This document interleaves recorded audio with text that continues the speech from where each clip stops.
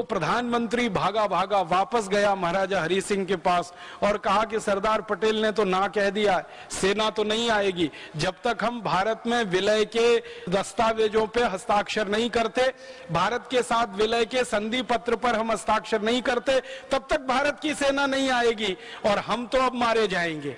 और उस समय पाकिस्तानी सेना श्रीनगर के बिल्कुल नजदीक में थी, हमला करते हुए वो आगे बढ़ रहे थे। कबायली लोग पाकिस्तानी सेना में भरपूर मदद कर रहे थे। तो महाराजा हरि सिंह ने फिर दस्तावेज पर हस्ताक्षर किए, भारत में जम्मू कश्मीर का विलय हुआ और जम्मू कश्मीर भारत का अभिन्न अंग बना। और सरदार पटेल के सामने जब ये दस्तावेज प्रस्तुत हो गए कि महाराजा हरि सिंह ने स्वीकार कर लिया है, तो फिर सरदार पटेल ने आदेश किया कि अब भारत की सेना जम्मू कश्मीर कूच करेगी। तो भारत की वायु सेना ने और थल सेना ने रातों रात 24 घंटे में जम्मू कश्मीर में जो ऑपरेशन चलाया वो दुनिया का सबसे अद्भुत ऑपरेशन था। हजारों सैनिक उतार दिए जम्मू कश्मीर में और उन सैनिकों ने जो पराक्रम दिखाया वो भी दुनिया में अद्भुत था। आप कल्पना कर सकते हैं, श्रीनगर तक पाकिस्तान की सेना पहुंच चुकी हो, आप सोचो कहां तक आ गई सेना, वहां तक पाकिस्तान की सेना पहुंच चुकी हो, तब भारत की सेना ने एंट्री की थी, प्रवेश किया था और प्रवेश करते करते गाजर मूली की तरह से पाकिस्तानियों को काट दिया था। और पाकिस्तानी फिर उल्टे पैर भागे वहां से और भागते भागते भारत की सेना ने जब उनका पीछा किया तो पाकिस्तानी सीमा तक भारत की सेना पहुंच गई और पाकिस्तानी सीमा का एक बड़ा हिस्सा भारत की सेना के कब्जे में आ गया। और भारत की सेना के कब्जे में आ गया तब भारत के सैनिक इतने उत्साह से भरे हुए थे, इतने जोश से भरे हुए थे कि भारत के प्रधानमंत्री को वो बार बार कह रहे थे कि आप कुछ करना मत, बस थोड़ी मोहलत और दे दो, लाहौर और कराची अब हमारे हाथ में आने वाला है, ये ज्यादा दूर नहीं है। लेकिन उसी समय फिर हमसे एक भूल हो गई और उस भूल की चर्चा मुझे करनी है। वो भूल क्या हो गई? भारत के प्रधानमंत्री ने भारत के गृह मंत्री को बिना पूछे अपनी तरफ से युद्ध विराम की घोषणा कर दी।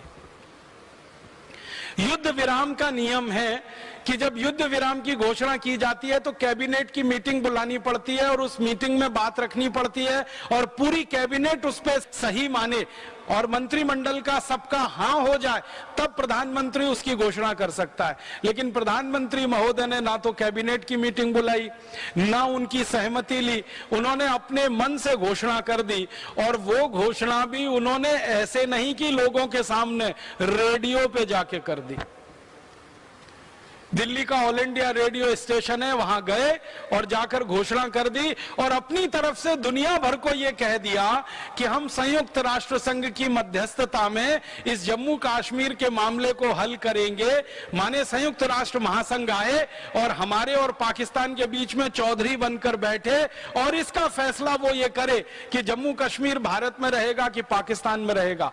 जब पहले से ही जम्मू कश्मीर के महाराजा ने ये बोल दिया था, हस्ताक्षर कर दिए थे, दस्तावेज उसके मौजूद हैं कि वो तो भारत में विलय कर चुके हैं, तो भारत के प्रधानमंत्री को यह कहने का कोई बात नहीं बनती कि भारत के और पाकिस्तान के बीच में जम्मू कश्मीर को हम एक डिस्प्यूटेड एरिया मानते हैं, विवादित क्षेत्र मानते हैं और इसका फैसला संयुक्त राष्ट्र महासंघ में होगा। बस वहीं से ये एक छोटा सा बयान हमारे गले की फांस बन गया और हड्डी बन गया।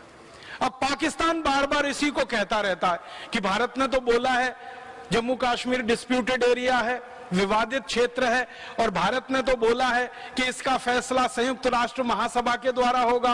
तो संयुक्त राष्ट्र महासभा के लोग आए, जम्मू कश्मीर में रहें, भारत की सेना वहां से हटाई जाए, पाकिस्तान की सेना भी वहां ना रहे और जम्मू कश्मीर में एक जनमत संग्रह कराया जाए और वो जनमत संग्रह के आधार पर जो तय हो उससे तय किया जाए कि जम्मू कश्मीर भारत में रहेगा कि पाकिस्तान में रहेगा। अब तकनीकी बात जो मैं कह रहा हूं कि वो पहले विलय हो चुका था जम्मू कश्मीर का, तो ये प्रश्न ही नहीं उठना चाहिए था, लेकिन वो एक बड़ी भूल हो गई और उसी भूल ने जम्मू कश्मीर को विवादित क्षेत्र अंतरराष्ट्रीय दुनिया में बना रखा है। भले हमारे लिए जम्मू कश्मीर भारत का अंग है, लेकिन संयुक्त राष्ट्र महासभा के लिए जम्मू कश्मीर एक विवादित क्षेत्र है और विवादित क्षेत्र में चौधरियों को घुसने का, दखल करने का अधिकार है। तो जम्मू कश्मीर के मामले में संयुक्त राष्ट्र को भी दखल करने का अधिकार है। और वहीं से ये सारा मामला खिचड़ी बन गया, खटाई में पड़ गया। अच्छा खासा पूरा जम्मू कश्मीर वहां के महाराजा ने दस्तावेजों पर हस्ताक्षर करके भारत के साथ विलय कराया, लेकिन प्रधानमंत्री महोदय के एक छोटे से बयान ने सारे मामले को